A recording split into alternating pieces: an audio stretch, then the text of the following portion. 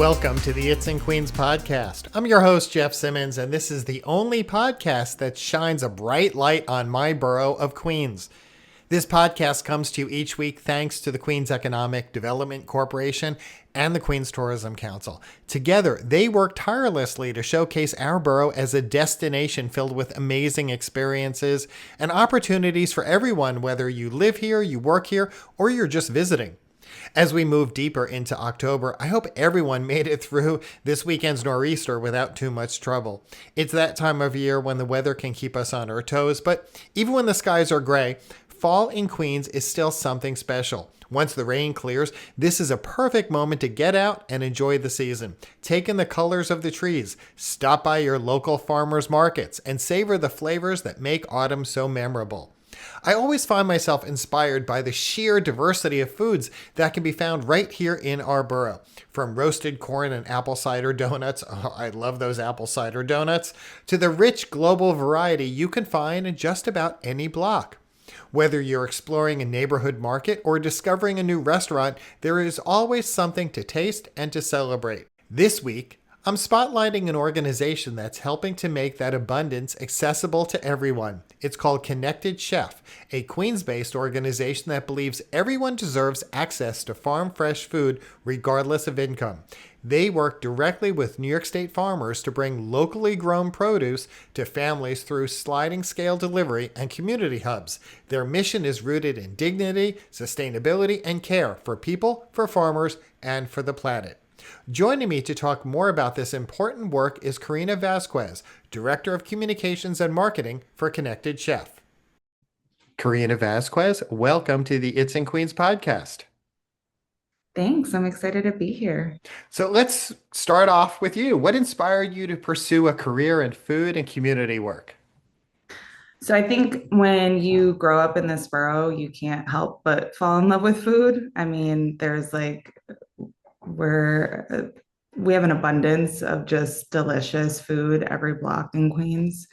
Um, and so I think that shaped me early on. I also worked front of house at restaurants in high school and college to kind of pay the bills. But before entering sort of the space that I'm in now with food and its linked to community, I was in corporate marketing for about 2 decades at various media and tech companies. So it's been an evolution. Yeah, and I know that about the diversity of food opportunities here in the borough living in Jackson Heights. So trust me, I could cross the globe in one week.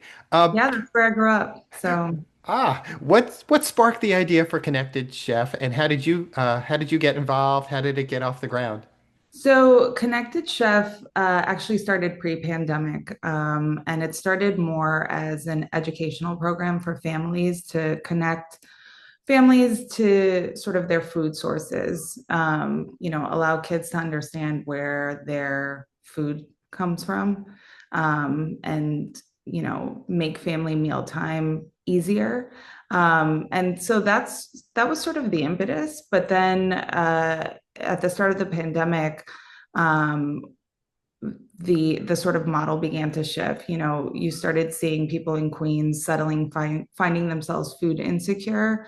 And the co-founders of Connected Chef, Kim and Omar, had all of these relationships with food purveyors and distributors, and all of this food that was, earmarked for restaurants was essentially going to waste. So finding a way to repackage and distribute them in a way that felt dignified, that didn't feel like a charity line. So they started a delivery model, and they sort of hit the ground running, feeding thousands of families throughout Queens during the pandemic. Why was Queens, and you've touched on this, but why was Queens the right place to launch and grow this initiative?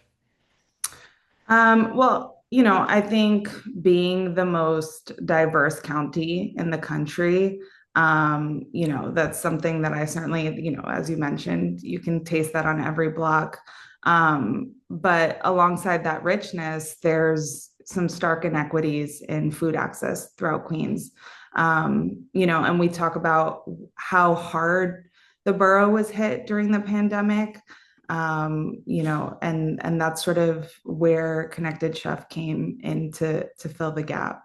Uh, the model has evolved since. And so now we have a grocery distribution model called Lifeline Groceries. And that sliding scale model allows neighbors to support neighbors throughout Queens. We have a pretty wide range of household income in the borough, specifically in Western Queens. You talk about someplace like Jackson Heights, you see that in that neighborhood. And so it just makes sense to be able to serve the community in that way in the borough. Yeah, and I would jump to this question, which is how the organization works to bridge the gap between food, wellness, and community support. Yeah, so we see food holistically. There's an indigenous concept of food as medicine. And that's something we wholeheartedly believe in. It's something that can support health, it reduces stress, and then most importantly, it's like an opportunity to build joy. We all hold such fond memories around food. And that's why we not only distribute groceries and run our farm stands and run our food education program, but we also share recipes and cooking tips. And we even brought in a nutrition coach on board so she could start providing that guidance in a space that's somewhat free of judgment. And so the goal really isn't just to eat well, but to feel cared for. What impact have you seen on families and communities through your Lifeline Grocery program and other initiatives? So, I mean, since the start of the pandemic, we've served thousands of families both through the grocery distribution and our farm stands in Queensbridge and Long Island City Gantry. And we've delivered over 5.5 million pounds of food. Parents tell us that their kids are trying different vegetables and fruits for the first time. We make it a point to source culturally relevant ingredients. So things like epazote or collard greens. And we hear from our customers like, oh my God, I haven't had this since I lived here, or, I was able to make this dish. And then, like, one of the things that we get really excited about, just because of where we source, because we're sourcing from tri-state area farmers, and these are mostly BIPOC owned farms, which is rare in the country. And so the thing that we're hearing most is like, oh, this tastes like way better than what we get sometimes at the grocery store. And it's a testament to it being like hyper local, right? Your food's not traveling very far. So, partnerships are incredibly valuable. I'd love for you to talk about how your organization has built partnerships in Queens and how that helps you to expand or amplify your impact. Yeah, so partnerships have been everything to us. I mean, we've worked with schools to bring in our food justice curriculum to students. We've worked with local food organizations like Astoria Food Pantry, and small businesses and restaurants like Bench Flour in Astoria, Seed and Oil in Sunnyside, Masa Madre in Sunnyside. Not to mention like some other organizations, nonprofits like Migrant Kitchen. They've provided us with already made meals to add to our delivery in the past. Elected officials and donors. Obviously, our relationships with our farmers upstate are huge. And these are farmers, many of whom are facing some systemic barriers themselves. But I think really the lifeline of Lifeline Groceries are our volunteers. I mean, some of our volunteers come out every week. And prior to us, and I know we'll get into this in a second, but prior to us moving to an indoor space, which we now find ourselves in, we were in an outdoor lot in Long Island City. And our volunteers were coming rain, sleet, or snow, cold weather to help us pack and distribute. So the partnerships with our volunteers that are so dedicated, I mean, that honestly is so meaningful, and really we couldn't do the work without them. Karina, I'd love to know what this work means to you personally and how it has shaped your own relationship with food and community. Yeah, I mean, you know, as a parent, being able to take the time to cook and feed my children uh, feels like a luxury, and it shouldn't, right? And like this is something that should be available to everyone, the opportunity to make a nutritious meal for their kids. And that in doing this work has become so evident to me. And I feel very grateful to be able to serve the borough that raised me in this way. And so, that certainly has been super meaningful for me. Um, yeah. So, the horizon, I'd love to know what's next for Connected Chef, if it's upcoming projects, goals, or even, dreams that you're especially excited about. Yeah. So, I mean, as I mentioned, we were packing out of an outdoor lot for 5 years, and we have just opened up our first indoor grocery store and community space in Woodside on 58th Street. Families have year-round access to affordable fresh produce. Plus, it's a hub for educational workshops and community services and things like that. We're also expanding our partnerships with other farmers upstate, and deepening our educational work in schools. So that's really, really exciting.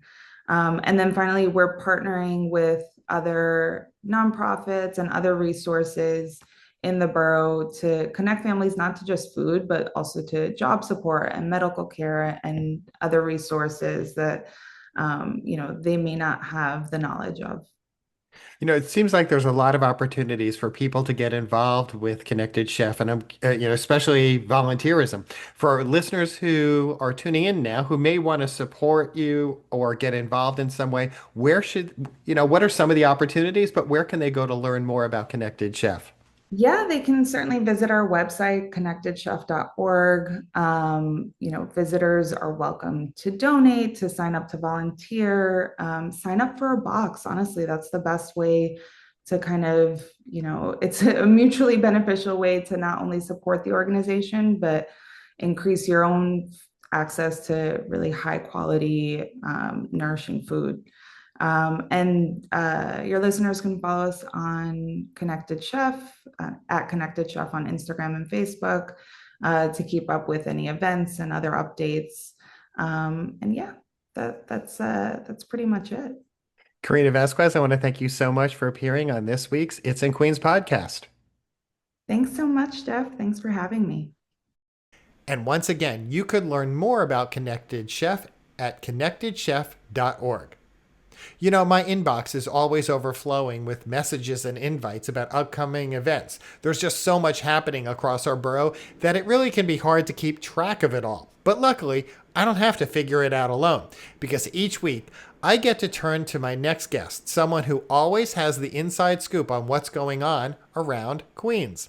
Rob Mackay is with the Queens Economic Development Corporation and Queens Tourism Council, and he joins us once again to highlight the events, the festivals, and the cultural happenings that you should absolutely have on your radar. Here's this week's report.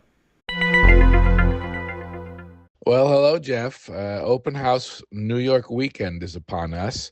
You probably know about that. It's this big 3-day event. More than 300 venues across all 5 boroughs open up their doors to let people go check out, kind of take behind the scene tours. We're talking museums and theaters and all those kinds of things. And hey, guess what? Queens, of course, is leading the way, not in numbers, but in quality. We have about 17 different venues that are going to open up their doors, including the Sky Farm in Long Island City, the Douglaston Club, which is where John McEnroe learned to play tennis, the Lewis Latimer House Museum, Socrates Sculpture Park, Maspeth Squash, the world's only outdoor steel squash court, which is in Maspeth, and other places such as the Queen's Garden, Queen's Botanical Garden, and a bunch of historical houses. So if anyone wants to sign up, it's completely free. This is the 23rd annual effort, by the way, and you can get more information at itsinqueens.com, where we have a complete listing of every day and which venues are going to open every day. Again, it's called Open House New York Weekend, and if you want to go check out something in Manhattan or Bronx or something else, that's okay. But remember, we've got some great things in Queens to check out too. All right. Thanks, Jeff. Why, thank you, Rob. That is just a taste. Get it? Taste. I'm talking about food today. That is just a taste of everything that's happening around our borough. There's always something new to discover, whether it's a hidden gem you've never visited before or a favorite spot hosting a seasonal celebration. For all the latest updates, head to itsinqueens.com, your go-to guide for exploring and enjoying everything our borough has to offer. And if you're a business owner or an entrepreneur, don't forget about queensny.org, the home of the QEDC, where you could find valuable resources, workshops, and ways to help your business thrive. When you're out there exploring this season, don't be shy about sharing your adventures. Tag us on Instagram or X with the hashtag #It'sInQueens, because your photo could become our photo of the week. I'm your host, Jeff Simmons, and thank you so much for joining us on this episode of the It's in Queens podcast. Until next week, keep exploring, keep tasting, and keep celebrating everything that makes Queens the best borough in the world.